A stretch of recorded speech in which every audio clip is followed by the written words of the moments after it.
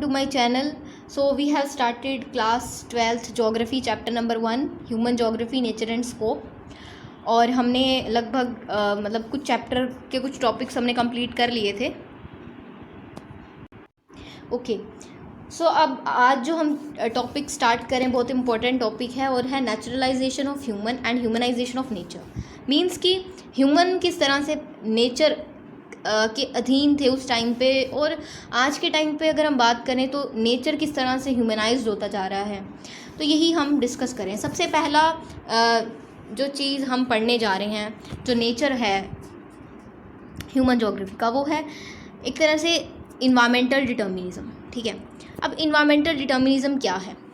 देखिए क्या है कि हम अगर बात करें बहुत साल पहले, जब एक तरह से हम बात करें आदि मानव हुआ करते थे जिसे हम प्रिमिटिव मैन कहते हैं, तो उस जब शुरू में जब मनुष्य इस धरती पे आए थे तो उस टाइम पे हमें पता है कि किस तरह से वो नेचर के बिल्कुल मीन्स नेचर को यूज़ कर रहे थे. तो नेचर से ही सब कुछ ले रहे हैं, फ्रूट्स वगैरह हर चीज़. जैसे ट्राइबल पीपल की जो लाइफ होती है वैसे ही उस टाइम पे हुआ करती थी. ठीक है, तो नेचर उस टाइम पे काफ़ी स्ट्रॉन्ग था एंड ह्यूमन उस टाइम पे काफ़ी वीक था. इतनी ज़्यादा उसके अंदर हम कहें कि ब्रेन डेवलपमेंट अभी तक नहीं हुई थी, ना ही इतनी ज़्यादा टेक्नोलॉजी डेवलप हुई थी, बहुत कम टेक्नोलॉजी थी.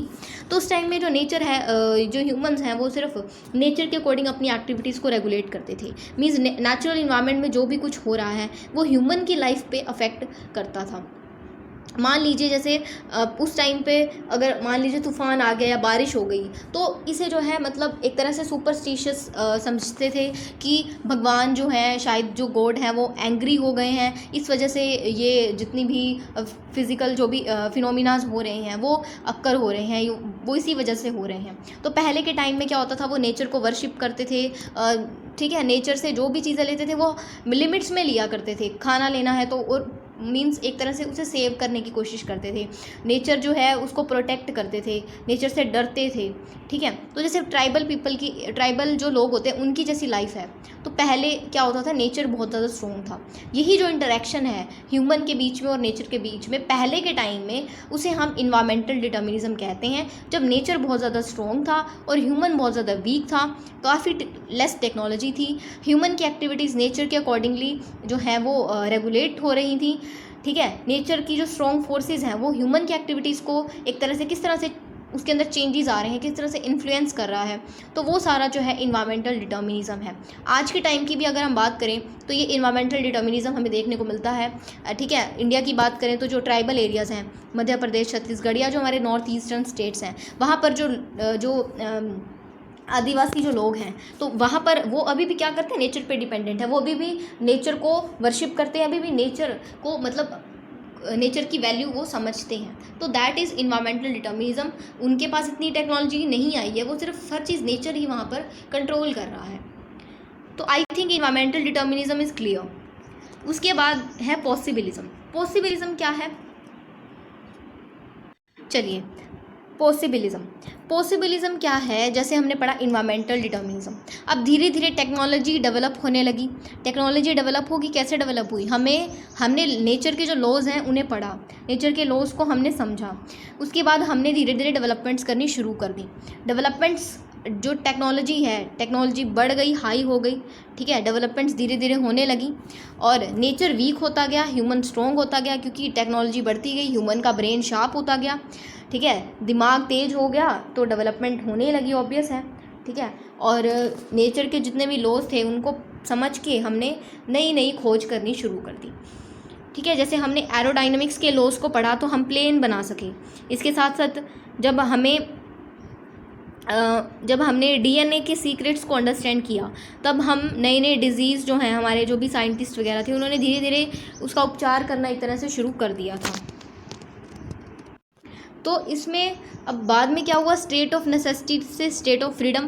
पहले इन्वायरमेंटल डिटर्मिनिज्म में मनुष्य को जितनी ज़रूरत थी उतना ही नेचर से ले रहा था, बट अब तो डेवलपमेंट हो गई, अब तो फ्री हो गया है, नेचर के साथ कुछ भी कर रहा है.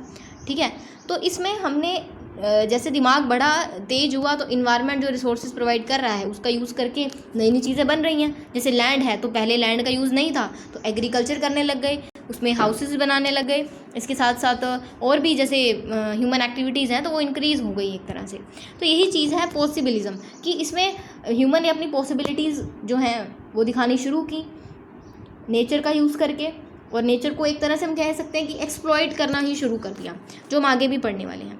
अब इसमें क्या हुआ कि हमने, अब जैसे हम क्या कर रहे हैं, डेवलपमेंट का यूज़ करके हम फॉरेस्ट काट रहे हैं। फॉरेस्ट क्यों काट रहे हैं? हमने हाउसेस बनाने हैं, बिल्डिंग एक्टिविटीज़ करनी है, कंस्ट्रक्शन करना है।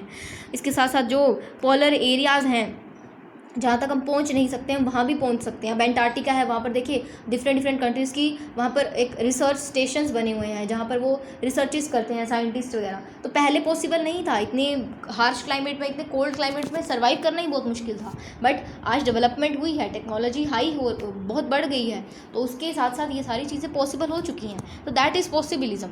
नेचर क्या है, आज पूरा ह्यूमनाइज हो चुका है, नेचर की तो पूरी पावर ही ख़त्म हो चुकी है। हम जैसे नेचर को चाहें हम यूज़ कर सकते हैं। पहले नेचर हमें जैसे चाहता था वैसे हमारी लाइफ को अफेक्ट कर रहा था। तो ये है पॉसिबिलिज्म।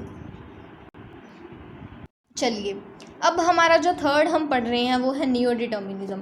नियो डिटर्मिनिज्म क्या नेचर होता है, नियो डिटर्मिनिज्म क्या है? नियो डिटर्मिनिज्म जो है बेसिकली ये जो टर्म है इसे हम स्टॉप एंड गो डिटर्मिनिज्म भी कहते हैं, ठीक है। और ये जो टर्म थी इसे ग्रिफिथ टेलर नाम के एक ज्योग्राफर ने ही जो है कॉइन किया था। तो इन्होंने जो है इसे ना रिलेट किया है ट्रैफिक लाइट्स के साथ। ट्रैफिक लाइट्स पता है रेड, एम्बर और ग्रीन लाइट होती हैं। तो रेड पे क्या होता है, हमें रुकना होता है। उसके बाद जब येलो लाइट आ जाती है तब उस पर हमें रेडी होना होता है। ग्रीन लाइट पे हमें चले जाना होता है। तो यही सिचुएशन वो बताते हैं कि हमें इन्वायरमेंट के साथ करनी है, ठीक है। भी ना तो हमें ज़्यादा एब्सोल्यूट नेसेसिटी में रहना है कि हम पूरे ही नेचर के ऊपर डिपेंड हो जाएं, क्योंकि उनका मानना है कि ना इन्वायरमेंटल डिटर्मिनिज्म सही है ना पॉसिबिलिज्म सही है। इन्वायरमेंटल डिटर्मिनिज्म में हम पूरे ही तरह नेचर पे डिपेंडेंट थे, नेचर काफ़ी स्ट्रॉन्ग था, लेकिन हमें पूरी तरह नेचर पे डिपेंड नहीं रहना, और ना ही एब्सोल्यूट फ्रीडम होनी चाहिए कि हम इतने फ्री हो जाएं कि हम नेचर के साथ कुछ भी कर सकते हैं, हम उसे एक्सप्लॉइट कर सकते हैं। बिल्कुल नहीं। आज आप उसकी जो आप कंसिक्वेंसेस देख सकते हैं, जो इफेक्ट है आप देख सकते हैं पॉसिबिलिज्म के क्या इफेक्ट हो रहे हैं। हम जैसे टेक्नोलॉजी बढ़ी है, जैसे डेवलपमेंट बढ़ी है, तो हम क्या कर रहे हैं कि नेचर का किस तरह से एक्सप्लॉइटेशन कर रहे हैं। अब हमने पेड़ काट रहे हैं तो डिफॉरेस्टेशन हो रहा है। इवन कि आपने देखा कोविड के टाइम में कि ऑक्सीजन सिलेंडर्स की कमी हो गई थी, तो इसी को ऑक्सीजन की वजह से कितने लोगों की जो है जान चली गई। तो इन चीज़ों से भी हमें सीखना चाहिए। जो रेड सिग्नल्स हैं, रेड सिग्नल मीन जो ये प्रॉब्लम्स ये राइज हो रही हैं सोसाइटी के अंदर, जो इन्वायरमेंट को लेके, तो इन पे ऊपर थोड़ी सोचना चाहिए हमें। गवर्नमेंट को भी विचार करना चाहिए इसके ऊपर, लेकिन अकेली गवर्नमेंट को हम कुछ नहीं कह सकते। इवन कि ऑक्सीजन की हम बात करें कि ऑक्सीजन कम पड़ गई है तो इसको फिर पॉलिटिक्स इस पर की जाती है, एंड इसको चुनाव के साथ मीन्स रिलेट करके देखा जाता है कि स्टेट में इलेक्शन है, तो इस तरह से फिर मीन्स एक्टिविटीज़ जो है गवर्नमेंट करती है। तो ये सिर्फ गवर्नमेंट की रिस्पॉन्सिबिलिटी नहीं है, हम सबकी रिस्पॉन्सिबिलिटी भी है। हम ज़रूरी नहीं है कि सरकार में नहीं हर साल पेड़ काटे हैं, हम लोग भी रिस्पॉन्सिबल हैं। हमें अगर राइट्स मिले हैं तो हमें कुछ हमारी ड्यूटीज़ भी बनती हैं, तो हमें इन रेड सिग्नल्स को रिस्पॉन्ड करना चाहिए। और अगर डेवलपमेंट कर रहे हैं तो लिमिट्स के बीच में कीजिए, मीन्स कि डेवलपमेंट करो बट ध्यान में रखते हुए करो नेचर को भी, कि नेचर को भी ज़्यादा अफेक्ट ना पड़े, ठीक है। पेड़ काटो लेकिन उसकी जगह और पेड़ उगा भी दो ना, ठीक है। और ग्रीन हाउस इफेक्ट देख रहे हैं, कार्बन डाइऑक्साइड कितना बढ़ गया है। इवन कि स्टॉप एंड गो डिटर्मिनिज्म, कुछ टाइम के लिए रुको, फिर थोड़ा सा सेट होने दो, देन आप दोबारा कंटिन्यू कर सकते हैं। अब इसी का एग्जांपल हम लेते हैं, लॉकडाउन जब लगा था तो उससे पहले आप देखिए न्यूज़ में भी अगर आपने देखा हो तो पहले दिखाया था कि इन्वायरमेंट कितना पोल्यूटेड है, दिल्ली कितना पोल्यूट हो चुका था। बट जैसे ही लॉकडाउन लगा, जब हमारा फर्स्ट लॉकडाउन लगा था, तो उसके अंदर हमने बीच में जब न्यूज़ आई थी तो उसके अंदर दिखाया था कि जो रिवर है, गंगा रिवर है, कितनी मीन्स क्लीन हो चुकी हैं। और मौसम पहले कहते थे दिल्ली में जो है पूरा स्काई ही नहीं दिखता था, बट अब उतना क्लियर स्काई हो चुका है। तो हम थोड़े टाइम के लिए रुक गए, इन्वायरमेंट को हमने मौका दे दिया कि वो सेट हो जाए। और उसके बाद फिर जब लॉकडाउन ख़त्म हुआ तो फिर हमने जो है स्टार्ट करना शुरू कर दिया। तो इस तरह से अगर हम थोड़ा बहुत करते हैं तो नेचर को भी टाइम मिल जाता है कि वो अपने आप को दोबारा से एक तरह से रीसेट कर सकता है, दोबारा से वर्क कर सकता है। कोई ये ज़रूरी नहीं है कि हम पूरी तरह ही नेचर को मीन्स अपना बना लें कि हम नेचर के साथ कुछ भी कर सकते हैं। नेचर के साथ कुछ भी हम नहीं कर सकते इस तरह से, ठीक है।